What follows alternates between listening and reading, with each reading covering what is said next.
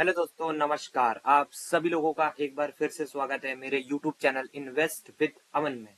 तो दोस्तों, इस वीडियो को आप पूरा जरूर देख लेना क्योंकि ये बहुत ही ज्यादा एक इम्पॉर्टेंट वीडियो आप लोगों के लिए लेके आज मैं आया हूं। तो इस वीडियो को कंप्लीट पूरा देख लेना एंड वीडियो आप लोगों को पसंद आए तो उसे लाइक कर देना, शेयर कर देना एंड चैनल को सब्सक्राइब करना बिल्कुल भी ना भूलना। एंड अगेन, हमेशा की तरह डिस्क्लेमर, इस वीडियो में हम कुछ स्टॉक्स के बारे में भी चर्चा कर सकते हैं, तो वो किसी भी तरह का बाय सेल या होल्ड का रिकमेंडेशन आप लोगों के लिए बिल्कुल भी नहीं होंगे। आपको बाय सेल या होल्ड अपने फाइनेंशियल एडवाइजर से कंसल्ट करने के बाद ही करना चाहिए।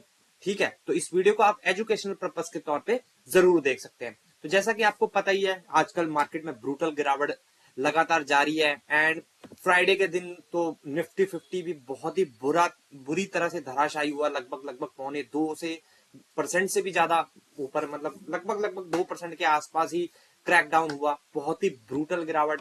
5 दिन की बात करें तो 2-2.25%। एक महीने की बात करें तो 5.5% के आसपास। 6 महीने की बात करें तो 12-12.5% की गिरावट। ठीक है, 1 जनवरी से बात करें 7%। एक साल के रिटर्न की बात करें, जो पहले ग्रीन में दिखाई दे रहा था वो फाइनली रेड में भी पूरी तरह से आ गया है। टॉप लेवल से बात करें तो निफ्टी 50 यहाँ पे 15-15.5% जो है क्रैक डाउन हो चुका है। ठीक है, अगेन लॉन्ग टर्म की तो आपको वही स्टोरी है कि अगेन अच्छे रिटर्न्स देखने को मिलते ही हैं, लेकिन पिछले एक साल के जितने भी रिटर्न्स निफ्टी 50 ने कमाए थे वो सारे के सारे यहाँ पे वाइप आउट हो चुके हैं। और आप देख सकते हैं कि निफ्टी भी लगभग बेयर मार्केट में आने के लिए तैयार है। लगभग आपको पता ही होगा कि 20% से ऊपर जब कोई भी इंडेक्स जो अपने टॉप लेवल से नीचे गिर जाता है, अपने टॉप लेवल से, तो उसको एक बेयर मार्केट के रूप में देखा जाता है।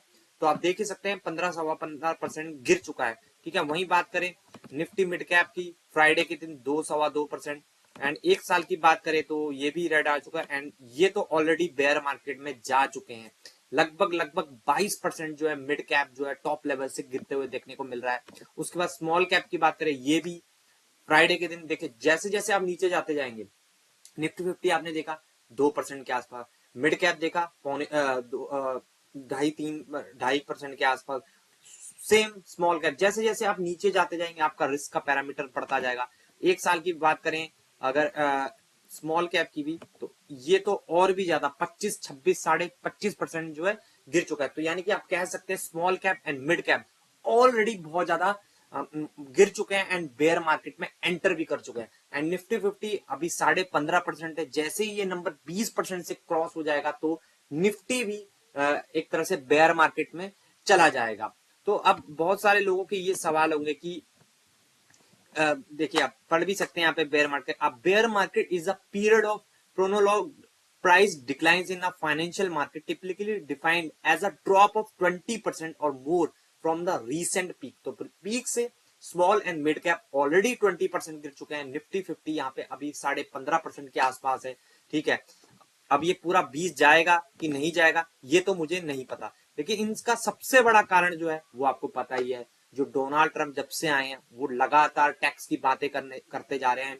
पिछले फ्राइडे या थर्सडे को ही उन्होंने अगेन जो कनाडा एंड मैक्सिको के ऊपर जो 25% का टैक्स था, जो उन्होंने सबसे पहले शुरुआत में जब जैन मंथ पे लिया था तो उसको पोस्टपोन कर दिया था 1-2 महीने के लिए, उसको अगेन उन्होंने लगा दिया है कनाडा एंड मैक्सिको पे।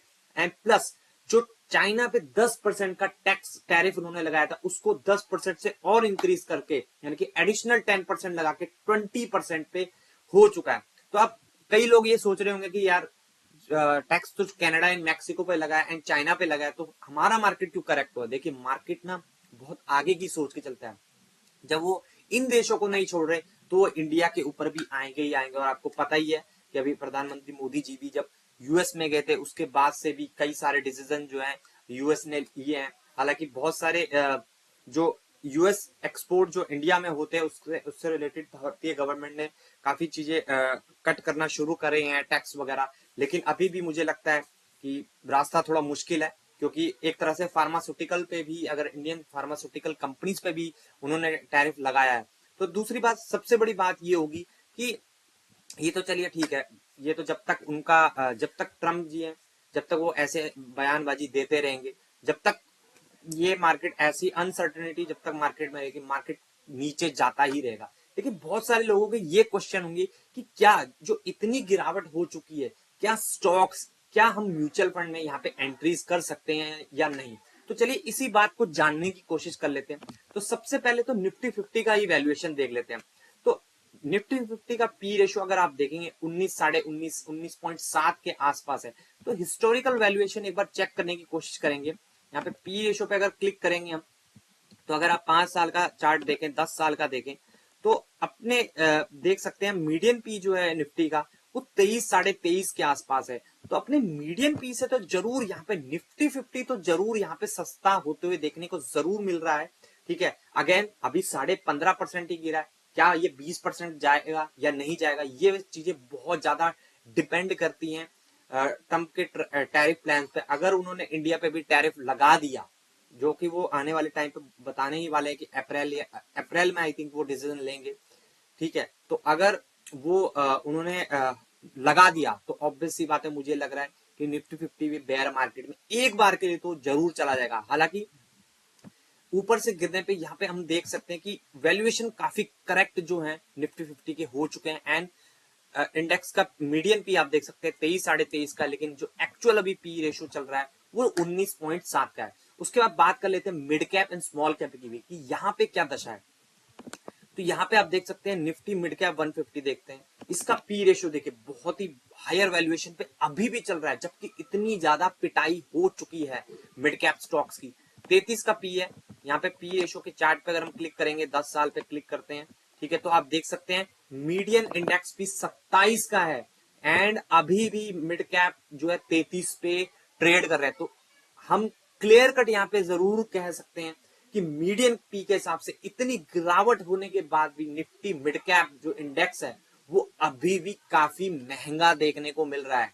देखिए अगेन ऐसा हो सकता है कि कई सारे स्टॉक्स जो हैं सस्ते हो गए हों, लेकिन अगर आप ओवरऑल इंडेक्स में देखेंगे, जो ये जो पूरा इंडेक्स है 150 स्टॉक्स से मिलकर बना हुआ है, तो इन 150 स्टॉक्स में अभी भी बहुत ज्यादा ओवर वैल्यूड स्टॉक्स आपको देखने को जरूर मिलने वाले हैं। इसी वजह से इंडेक्स का पी आप देख सकते हैं कि अभी भी बहुत ही ज्यादा महंगा देखने को मिल रहा है। ठीक है, उसके बाद स्मॉल कैप की भी वही कहानी देख लेते हैं एक बार। पी रेशो 26 का है। ठीक है, इसका भी पी रेशो अगर आप देखें, मीडियन पी रेशो 31 का है। तो आप देख सकते हैं कि हाँ स्मॉल कैप यहाँ पे कहीं ना कहीं अब धीरे धीरे जो है नीचे आना शुरू हो चुके हैं। ठीक है, पी रेशो 26 का है, लेकिन हालांकि मिड कैप तो अपने मीडियन पी के पी से थोड़े ऊपर है। ठीक है, एंड स्मॉल कैप भी थोड़े से ऊपर है। तो देखिए करेक्शंस तो यहाँ पे जारी है पूरी तरह से, दोनों ही जो है बेयर मार्केट में आ चुके हैं। लेकिन क्या 250 के 250 स्टॉक्स अपने अंडर वैल्यूड जोन पे आ चुके हैं, ये बताना थोड़ा सा मुश्किल है। तो आपको Nifty small cap and Nifty mid cap में आपको बहुत ही ज्यादा सिलेक्टिव होने की जरूरत है, जिन कंपनीज के अर्निंग ग्रोथ अच्छे थे। एंड दूसरा मैं सबसे अच्छा आपको एक पॉइंट बता देता हूं, आपको ऐसे मिड कैप या स्मॉल कैप्स में जाना चाहिए। जैसा कि आपको पता ही है, देखिए 6 महीने से जो निफ्टी स्मॉल कैप है, बीएससी स्मॉल कैप का हम यहाँ पे एग्जांपल के तौर पे ले रहे हैं, 6 महीने में देखिए 22-23% के आसपास गिरा है। अगर आपको स्मॉल कैप शेयर में जाना ही है, मैं एक आपको ट्रिक बता देता हूँ, तो आपको ऐसे शेयर में जाना चाहिए जो पिछले 6 महीने में ग्रीन में हो।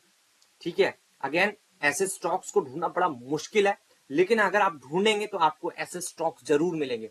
ठीक है, अगर कोई इसी सेम टाइम पीरियड में अगर पिछले 6 महीने में ग्रीन में, यानी कि उसके नंबर्स में दम था, उसके बिजनेस में दम था, और आने वाला जो टाइम है उसको लेके भी विजिबिलिटी उस स्टॉक्स के प्रति, उस बिजनेस के प्रति काफी अच्छी बनी हुई है मार्केट की, इसी वजह से वो उतनी पिछले 6 महीने में करेक्ट नहीं हुआ है। तो यही सेम चीज आपको मिड कैप में एंड निफ्टी 50 के स्टॉक में भी आप इस चीज को कर सकते हैं। तो ठीक है, ये मैंने आपको एक सिंपल सा पैरामीटर बता दिया, आप इस तरह से स्टॉक्स को ढूंढ के एनालाइज करके देन उसमें इन्वेस्ट कर सकते हैं।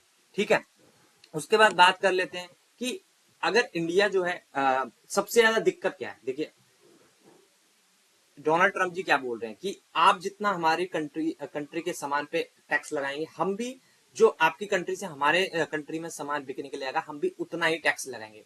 तो सबसे ज्यादा जो इंडिया एक्सपोर्ट करता है यूएस को, उसमें आप देख सकते हैं textile, leather, pharmaceuticals and petroleum. आप देख ही सकते हैं चारों ही चीजें इंडिया जो है एक्सपोर्ट करता है यूएस को, और इन चारों ही, तो आपको ऐसी कंपनीज में इन्वेस्ट करने से बचना है जो इन चार सेक्टर्स में काम करती हैं। देखिए अगेन, ऐसा डायरेक्टली नहीं देखना आपको कि हाँ भाई ये चार सेक्टर्स के हमने फिल्टर मारा और सीधा उसको हम लेंगे ही नहीं। नहीं, अगर आपको इन चारों में से भी किसी स्टॉक को आपको पसंद आया इन चारों सेक्टर्स में से भी, तो आपको कौन से स्टॉक्स पे ज्यादा फोकस करना है, लेना है।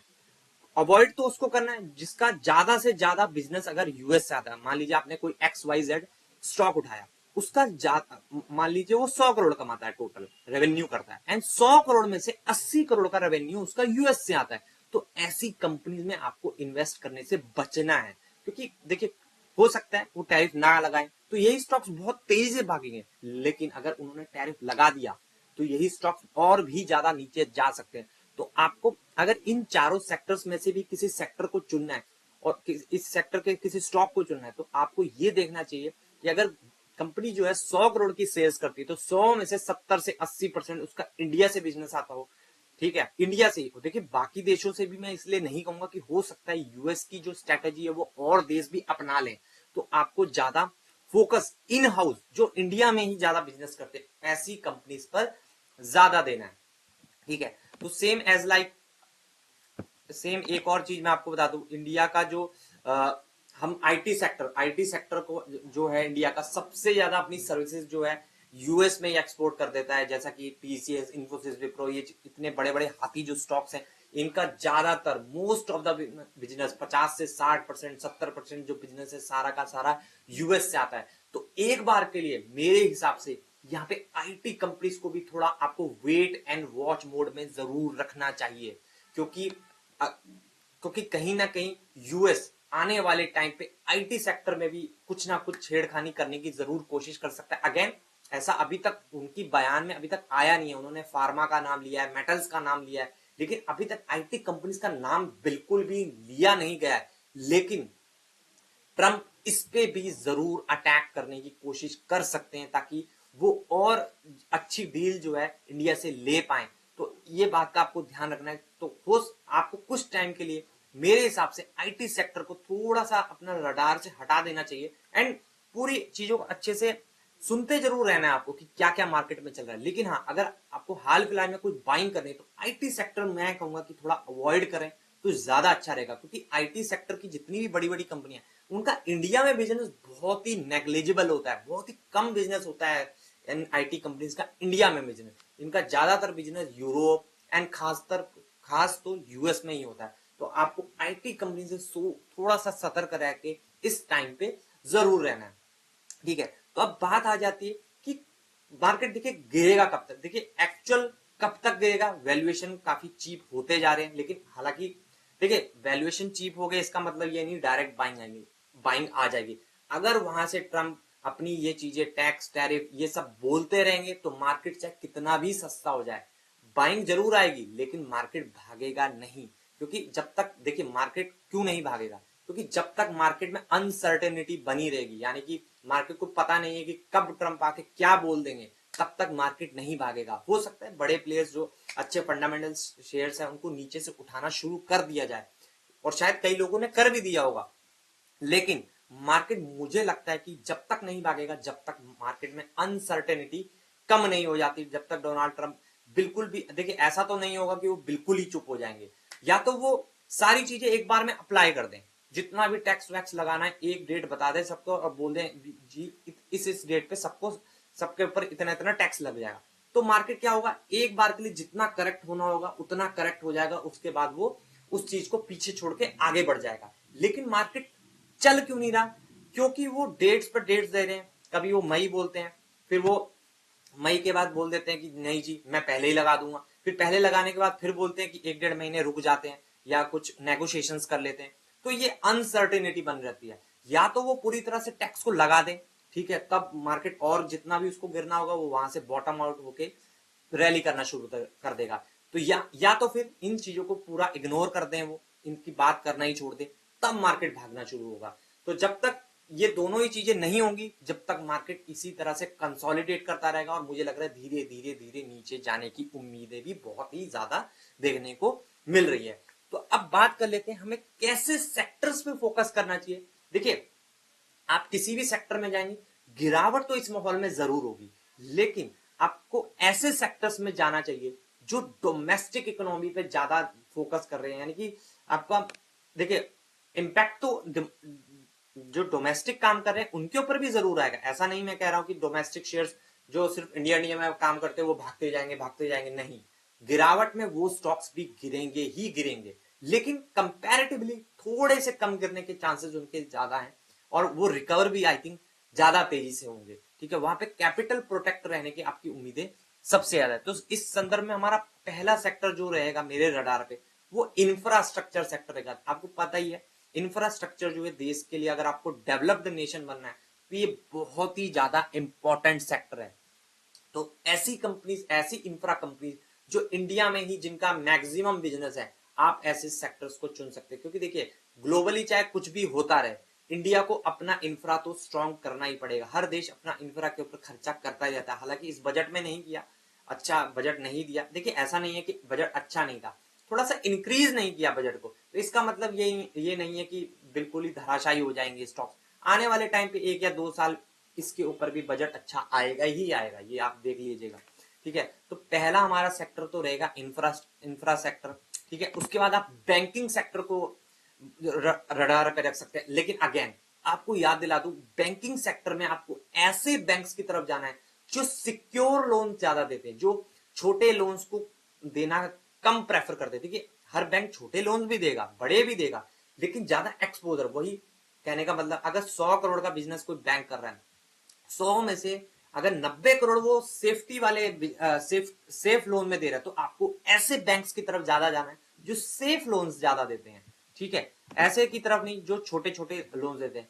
उसके बाद टूरिज्म सेक्टर एक ऐसा सेक्टर है जिसको आप अपने रडार पे जरूर रख सकते हैं, क्योंकि और खासकर ऐसी टूरिज्म वाली कंपनी जो इंडिया में ही टूरिज्म को ज्यादा प्रमोट करती है, उनका बिजनेस भी इंडिया में ही ज्यादा देखने को मिल जाता है। उसके बाद ग्रीन एनर्जी या पावर स्टॉक्स, इनडायरेक्टली अगर हम कहें तो उनको आप फोकस में रख सकते हैं, जैसा कि मैंने इंफ्रा में भी बात है। अब देखिए इंफ्रास्ट्रक्चर में भी रेलवे कंपनीज भी आती है, क्योंकि आपको देखिए अगर आपको लगता है कि रेलवे का काम तो इंडिया में भाई कंप्लीट हो गया, अब तो क्या ही ग्रोथ होगी, तब तो आप इस सेक्टर को इग्नोर कर दीजिए। लेकिन अगर आपको देखने से लगता है यार रेलवे में तो अभी बहुत कुछ होना बाकी है, बहुत कुछ, तो आप रेलवे सेक्टर को भी इसमें इंक्लूड जरूर कर सकते हैं। ठीक है, तो पहला सेक्टर था हमारा इंफ्रा। इस सेक्टर में अपनी कंपनीज को फाइंड आउट कर सकते हैं इस गिरावट वाले, ब्रूटल गिरावट वाले माहौल में। ठीक है, अगर आपको पिक करना ही है तो। उसके बाद बैंकिंग सेक्टर, जैसा मैंने आपको बताया कि जो सेफ लोन्स आपको देते हैं, जिनके लोन बांटने की कैटेगरी में सेफ लोन्स, जैसे हाउस लोन, होम लोन, ऐसे वो यानी कि किसी न किसी चीज को गिरवी रख के वो लोन्स देते हैं, ऐसे लोन्स जो बैंक ज्यादा देते हैं उन बैंक्स पे आपको ज्यादा फोकस करना है। ठीक है, उसके बाद पावर जनरेशन, ग्रीन एनर्जी वाली कंपनीज जैसे Tata power, Adani green, NTPC green, जो ग्रीन एनर्जी में ज्यादा काम कर रही है और वो भी डोमेस्टिक लेवल पे ज्यादा कर रही हैं, उन कंपनीज पे आपको ज्यादा फोकस रखना है। वहां आप अपना कुछ देख सकते हैं। उसका ट्रांसपोर्ट में आपको पता है एयरलाइन कंपनीज, इसमें तो आपको पता ही है एक ही कंपनी अच्छी है। ठीक है, उसके बाद एक ही अच्छी कंपनी तो नहीं कहूंगा, अच्छी कंपनी है और प्लस प्रॉफिटेबल भी है। कंपनी तो देखिए सारी अच्छी होती है, कुछ में डिस्प्यूट चल रहे हैं, कुछ ये चल रहा है, तो हो सकता है आने वाले टाइम पे वो भी सही सॉर्ट आउट हो जाए। उसके बाद health care companies, again hospital stocks को भी आप अगर इस करेक्शन में आपको अच्छी गिरावट में अच्छे वैल्यूएशन पे अगर हॉस्पिटल स्टॉक्स भी मिल जाते हैं तो आप उनको भी जरूर एक्यूमुलेट जरूर कर सकते हैं। क्योंकि देखिए हॉस्पिटल्स क्या है, ज्यादातर इंडिया में ही उनका बिजनेस रहता है। ठीक है, और वैसे भी चाहे देश में कुछ भी हो जाए, हॉस्पिटल स्टॉक्स का तो बोलबाला रहेगा ही। आप बीमार होंगे आपको हॉस्पिटल जाना ही पड़ेगा। अगर वो देखिए मैं चाहता तो नहीं आप कोई बीमार हो, लेकिन लॉजिकली अगर आप सोचेंगे तो आपको पता ही है व्यक्ति अगर कोई भी उसके घर में बीमार होता है तो हॉस्पिटल तो वो जाएगा, क्योंकि सरकारी हॉस्पिटल का आपको हाल पता ही रहता है कि कितना ज्यादा प्रॉब्लम्स होती हैं वहां पे। तो प्राइवेट की तरफ जाएंगे तो प्राइवेट हॉस्पिटल्स के स्टॉक्स को आप अपने रडार पे जरूर यहाँ पे रख सकते हैं। तो चलिए ठीक है, इस वीडियो में हमने सारी चीजें डिस्कस कर ली है। निफ्टी के पी रेशो के बारे में, बेयर मार्केट के बारे में, मार्केट कब तक गिर सकता है, कहां तक गिर सकता है। देखिए लेवल बताना तो किसी के लिए भी आसान नहीं होता है, क्योंकि अगर ट्रम्प ने आके एकदम से टैरिफ अभी 25% बोल रहे हैं, अगर अगेन 50 बढ़ा दिया ना तो ये मार्केट और धड़ाम नीचे गिर जाएगा। ठीक है, तो आप ये सब सोच रहे हैं, हो सकता है जैसे मान लीजिए इंडिया ने यूएस पे टैरिफ कम कर दिया और यूएस ने बोला नहीं जी आप कम करते रहो, हम तो ज्यादा ही लगाएंगे, तब मार्केट और गिरेगा। तो ये लेवल्स बताना ऐसी मार्केट में बहुत ही ज्यादा मुश्किल होता है। तो लेवल के खेल पे आपको नहीं पड़ना है, आपको ऐसे स्टॉक्स देखने हैं जो पिछले 6-8 महीने में ग्रीन में ट्रेड कर रहे हो, ठीक है, एंड उनके नंबर भी अच्छे हो, ग्रोथ भी अच्छी हो उस बिजनेस में। ऐसी कंपनीज को आप अपने रडार पे जरूर रख सकते हैं। ठीक है, तो चलिए इस वीडियो को यहीं पे हम एंड कर लेते हैं, ऑलरेडी काफी बड़ी हो चुकी है लेकिन काफी इंपॉर्टेंट वीडियो था। तो अगर वीडियो पसंद आई हो तो उसे लाइक कर देना, शेयर कर देना एंड चैनल को सब्सक्राइब करना बिल्कुल भी ना भूलना। एंड कोई भी क्वेश्चन हो तो आप मुझे कमेंट सेक्शन में नीचे पूछ सकते हैं। तो मिलते हैं नेक्स्ट वीडियो में, तब तक के लिए बाय बाय। एंड डिस्क्लेमर हमेशा की तरह कि कोई बाय सेल या होल्ड का रिकमेंडेशन इस वीडियो में नहीं है। आपको ये सब चीजें जो है अपने फाइनेंशियल एडवाइजर से कंसल्ट करने के बाद ही करनी चाहिए। इस वीडियो को आप एजुकेशनल पर्पस के तौर पर देख सकते हैं। तो चलिए मिलते हैं नेक्स्ट वीडियो में, बाय बाय।